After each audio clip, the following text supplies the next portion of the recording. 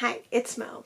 It is February 11th, and that means that there's only 5 days left till my birthday, so I think it's time to check in with my Read What You Own challenge and see how it's going, see how close I am to reaching my goal, and see whether or not I'm going to be able to go on a little book buying adventure for my birthday. The Read What You Own challenge was started by Criminali. He started this in 2022, but he did a version of it in 2021 as well.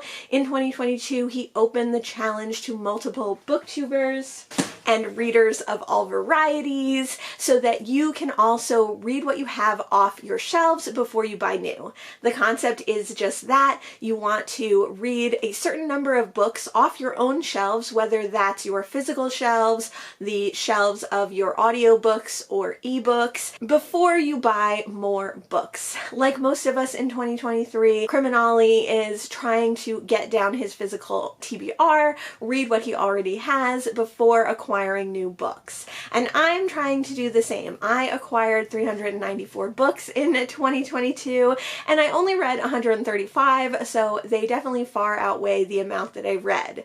I am still acquiring books in 2023, but what I would like to do is read the books that I have and make sure that I'm acquiring at a more reasonable rate. So as you may know, I don't buy new books, I only buy used or secondhand books, and I find most of my books at library sales, community sales, or at little free libraries. Criminali broke up the challenge into multiple levels with multiple medals at the end: silver, bronze, gold, platinum. So silver is the 25 book level, and the idea is to read 25 books before you acquire new books. So that is the amount that I have decided on and what I've been trying to accomplish since I started this challenge right before Christmas of 2022. There's always rules and addendums, caveats, and exceptions to any challenge, so my rules are as follows.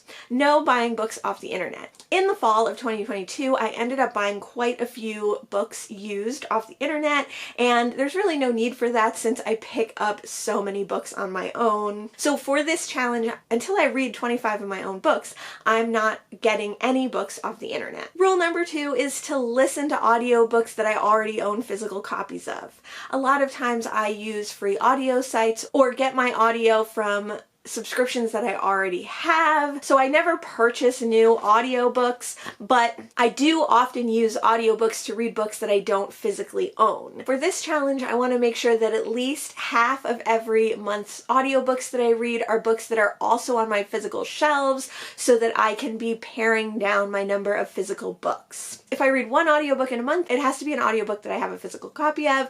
If I read 2, I can do 1 physical copy and 1 book that is not on my physical TBR. Rule number 3 is I have to really assess what books I pick up from little free libraries. I'm not going to restrict myself from getting books from little free libraries because sometimes the books that you find in little free libraries you have to snatch up at the moment or you might not see them again.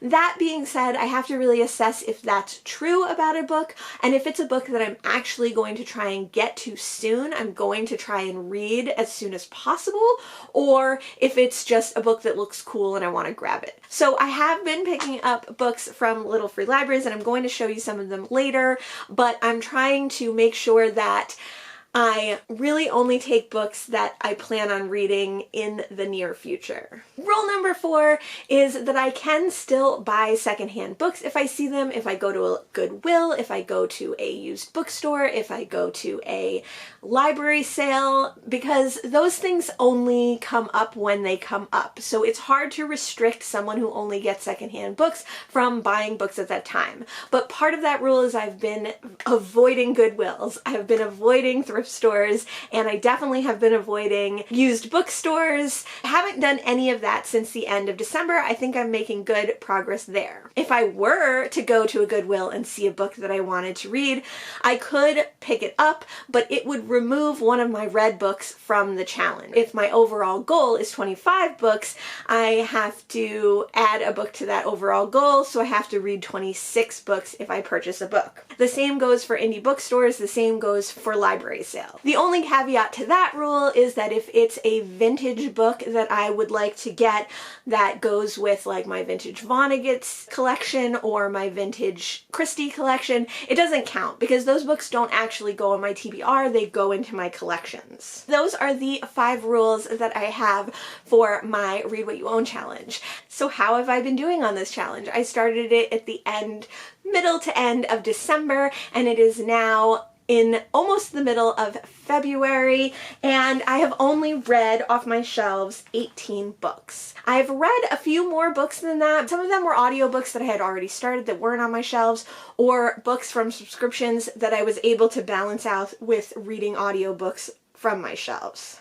Since I've read 18 books, that means I still have 7 books left to go before I'm allowed to purchase books or acquire books on a more purposeful scale. Like I said, I have actually acquired quite a few books in that time, but they all followed the rules that I had set out for myself in this challenge. And one of the big ideas and goals that I had this year was to not acquire more books than I unhauled or read off my shelves during the year. And so far, I have stayed pretty well close to that. I would like to do a little bit of book shopping at local used indie bookstores near my house for my birthday. I did this last year and I thought it was really, really fun, and I'd like to continue it this year, but I'm not going to do it until I read those last 7 books to complete my first leg of this challenge. Currently, I'm in the middle of American Spy, which I'm reading physically. I also am reading Memorial via audio, and I'm also in the middle of a short story collection by Alice Walker.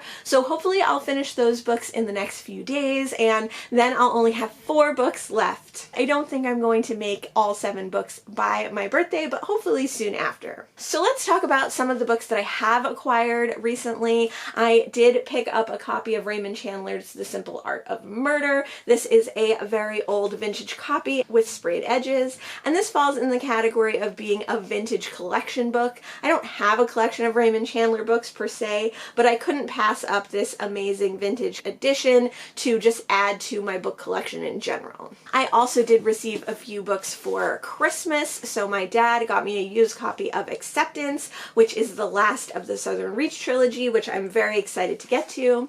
And he also got me this book called Something Missing by Matthew Dix. He really liked this sort of mystery about a kleptomaniac. I also found at a little free library one of the books on my 22 books that I found out about in 2022 and I want to read in 2023 list, so I couldn't pass up grabbing this one. I'm definitely going to be reading this at some point this year to help me complete that list. It is Sharks in the Time of Saviors by Kawai Strong Washburn. I'm not showing you all the books that I acquired, but I also found some amazing booktube darling hyped books, 2023 releases over the last 2 months in little free libraries, and they are books that I am hyped to get to myself.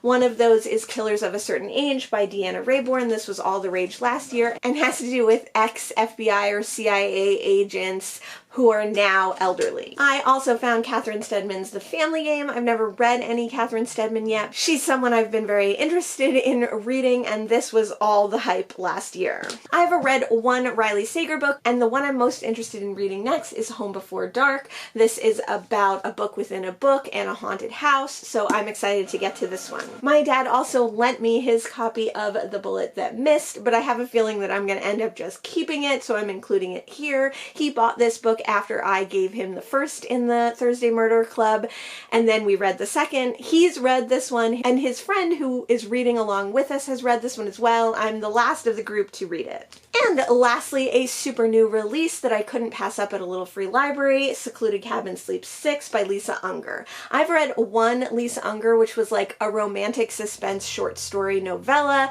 I really liked it, and so I'm interested to read this one even though it's gotten very mixed reviews. That's where I am in my Read What You Own challenge. Are you participating in the challenge? How many books have you pledged to read off of your own shelves before acquiring new? Have you acquired any books in that time? How many books have you read?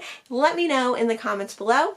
And we'll check in again probably once I've completed my 25 to see how I'm going to re-up my challenge next. Thanks so much for joining me today, and I'll see you in the next one. Bye.